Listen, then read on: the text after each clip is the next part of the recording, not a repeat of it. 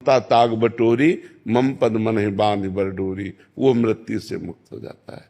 समझ पा रहे आप? महाराज जी, आनंद की प्राप्ति और कोई चाह ना रहे, ये क्या पाप नष्ट होने के बाद आता है? हाँ, ये पाप नष्ट होने के बाद आता है। आनंद की प्राप्ति और हाँ कोई चाह ना रहे। हाँ, बिल्कुल बिल्कुल।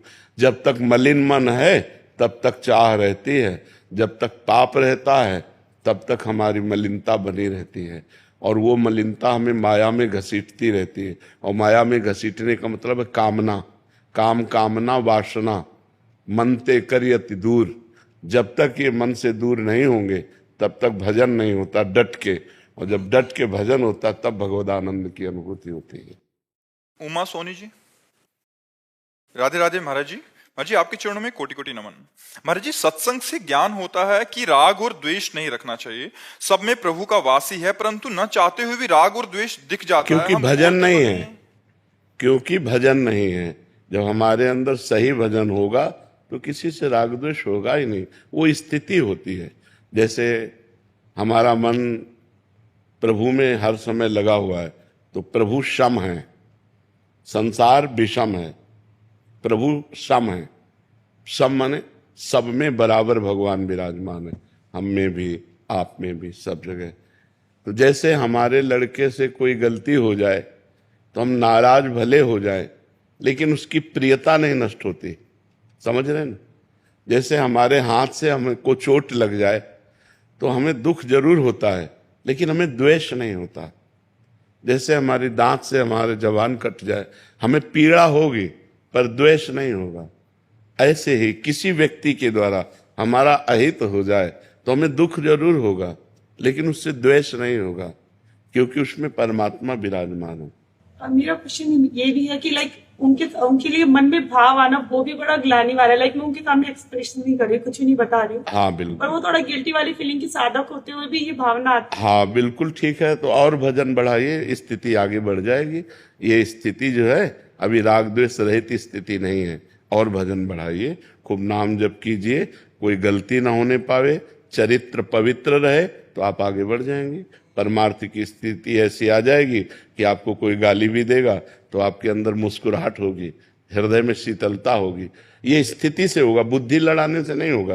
वो फील करते भी हैं कि हमें लगता है कि ये हो रहा है जबकि गलत है। हाँ। हमें साधु संत हमें बताते हैं कि हमें क्या करना है, सब कुछ ज्ञान है। हाँ बिल्कुल ठीक है। जो नहीं, वो स्थिति से होता है, वो बुद्धि लड़ाने से नहीं होता, वो स्थिति है। था जैसे साधक अभी सीख रहा है कि ऐसा करना चाहिए, प्रतिक्रिया असल बात ये सीखने की वस्तु नहीं है, ये स्थिति होती है। प्रत्युत्तर नहीं दे, पर मन में भाव वो गलत। अगर हमारे मन में भाव आ गया तो हम उत्तर दें या ना दें, बात तो मन से है ना, बात तो मन से। अगर हम जबान से इनको डांट देते और मन में हमारे नहीं है तो बड़े वो अच्छा है, वो अच्छा है। लेकिन हमने इनको डांटा नहीं और अंदर ही अंदर इनके प्रति गलत सोचा, वो गलत है, क्योंकि वो अंतःकरण को मलिन कर देगा। हमने बाहर से थोड़ा मतलब कड़वे शब्द बोल दिए, थोड़ा ऐसा बोल दिया, लेकिन हृदय में हमारा उनके प्रति कोई भगवान मंगल करे। तो बाहरी तो नाटक हम कर ले क्रोध का, लेकिन अंदर हमारे क्रोध ना आना चाहिए। अब हम बाहर से तो चुप, अंदर से देख लेना भगवान। वो भाव नहीं रहता है, वो हमसे बड़े, हम उनको प्रत्युत्तर नहीं दे सकते। नहीं, मान लो कोई बड़े नहीं, हम कह रहे हैं कोई जनरल आदमी, वो नहीं करते। हाँ, तो ये बढ़िया बात है। और नाम जप करो और अच्छी स्थिति प्राप्त करो। अनुराग जी, लखनऊ से। राधे राधे जी। महाराज जी, प्रभु से अंतःकरण से कैसे जुड़े? अंतःकरण से पहले बाह्यकरण से जुड़ो। जैसे बाह्यकरण में वाणी है, बाह्यकरण में श्रवणेंद्रिय है, बाह्यकरण में नेत्र है। ये हमारी जो इंद्रियां हैं ना बाह्य, इनसे पहले हम जुड़े। श्रवणम, जुड़ने का पहला लक्षण श्रवणम, फिर कीर्तनम, फिर स्मरणम, अर्चनम, वंदनम, दास्य, सख्य, आत्मनिवेदनम, पूर्ण शरणागति।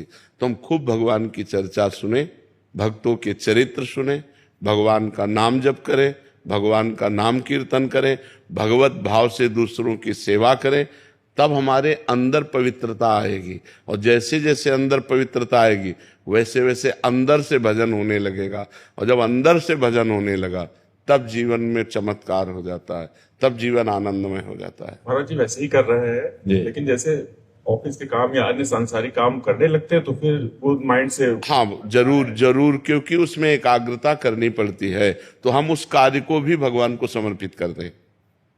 जो 4 घंटे 6 घंटे 5 घंटे काम किया, बीच बीच में भगवान का स्मरण करते रहें और इसके बाद फिर वो समर्पण कर दें कि हे करुणा में जो भी भगवान आपको प्रिय हो, रामकृष्ण हरि जो नाम प्रिय हो, कि हे राम जी ये जो 5 घंटे कार्य किया, ये सांसारिक कार्य होते हुए भी ये सृष्टि आपकी है, ये आपका कार्य है, मैं आपका सेवक हूँ, ये 5 घंटे आपके चरणों में समर्पित किए, तो ये कर्म समर्पण योग बन जाएगा और आपकी भक्ति में और कहने से हाँ, अंदर से समर्पित किए ना, अंदर से समर्पित किए ना, वाणी से भले ना बोले, 1 मिनट रुके और अंदर से हे भगवान, ऑफिस में जितने घंटे रुके आप, उसके बाद बाहर हुए आप, तो 1 सेकंड रुके और हे भगवान ये 8 घंटे जो ऑफिस में समय दिया वो आपके चरणों में समर्पित करते हैं। तो ये कर्म समर्पण योग आपकी भक्ति को प्रकाशित कर देगा, आपकी भक्ति को उन्नतिशील बना देगा और कर्म दोष नहीं लगेगा। जैसे 8 घंटे आप कर्म किए और भगवान का स्मरण नहीं किया और भगवान को समर्पित नहीं किया तो वो व्यर्थ गया, क्योंकि उससे जो चंद रुपए मिले उससे भोग भोगा, भोग शरीर को भोगा, आखिरकार शरीर ही छूट जाएगा, तो व्यर्थ गया कि नहीं। आपका बैंक बैलेंस, आपकी खेती बाड़ी, आपका मकान, आपका दुकान जो भी है, ये सब नाशवान है, असत है। जैसे ऑफिस में किसी से कुछ गलत बात हो रही है, 10 मिनट 15 मिनट जो भी, तो वो भी भगवान को फिर समर्पित, बिल्कुल समर्पित कीजिए, बिल्कुल समर्पित कर दीजिए। तो जैसे आग में चंदन डाले तो आग अपना स्वरूप कर देती है और विष्ठा डाले तो आग अपना स्वरूप कर देती है। जब आप ये कर्म समर्पण योग करेंगे ना, तो आपको चुभने लगेगा कि मैं अपने भगवान को ऐसी गलत बात क्यों समर्पित करूं, तो आपकी गलत बात बंद हो जाएगी। पहले टोटल समर्पित कीजिए, फिर उसमें छानबीन शुरू हो जाएगी कि यार ऐसा कर्म भगवान को मैं कैसे समर्पित करूं, ऐसा नीच कर्म, नीच वार्ता कैसे भगवान को समर्पित करूं। तो आपको डर लगने लगेगा नीच वार्ता करने में, क्योंकि आपको कर्म समर्पण करना है, भगवान को समर्पित करना है। तो इसलिए आप जरूर समर्पित कीजिए, आपके अंदर सुधार शुरू हो जाएगा जहां जहां त्रुटि है।